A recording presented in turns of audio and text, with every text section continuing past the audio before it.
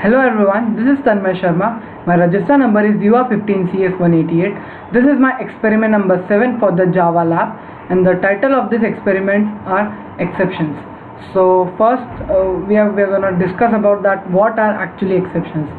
So basically exceptions are events that occur at the time of execution and which stops the normal flow of program.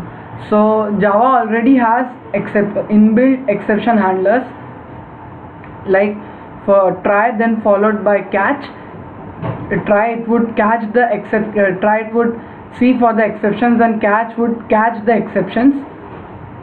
So, and Java also provides us a facility to create our own exceptions. So now the program which is being assigned to me is this fifth program, where like I have to write a Java program to create a user defined exception for the following. First I have to create a student class, and then I have to get the name of the student and his three subject marks, and then I have to find the length of his name, and if length is greater than 7, then I have to throw length exception, and then I have to calculate the average of his marks. If average is less than 50, then I have to throw failed exception. If average lies between 50 to 75, then I have to throw not first class exception, or else if average is greater than 75, then I have to throw first class exception. So let's check out the code. So as you can see here, this is my student class. This is my student class, where first I have imported the utilities. Then I have inside the main method I am creating the object of scanner, and then I am getting the name of the student using that scanner object, and then his marks in his three subjects, that is physics, chemistry and mathematics. So after that I am calculating the length of the name using length function, and I have made here a function called check length, which would check the length. That is, if length is less than 7, then it would throw length exception.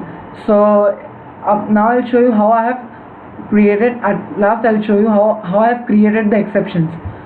So after this, it would check whether the length, this would check if the length is like less than 7, then it would throw the exception, and that exception it would be handled here in the catch.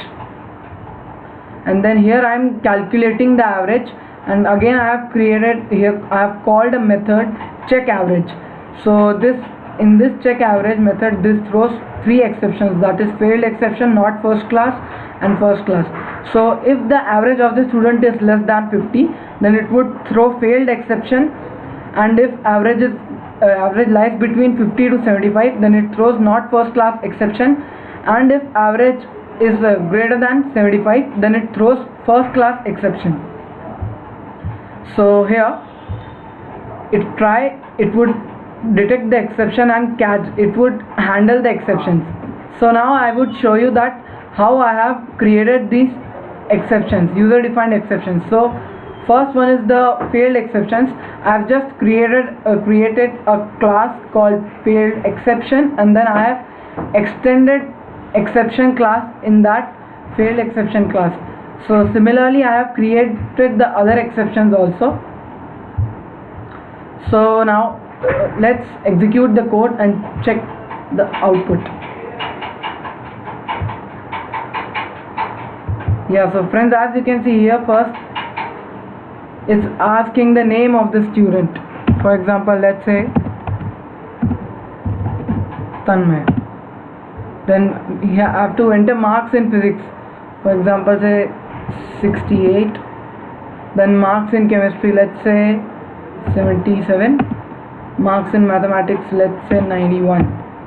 So as you can see here, the average is 78.0, which falls under the category of first class exception, and as the length of my name is inappropriate, that is, it's only of 6 characters, so it's showing here length exception as well as first class exception.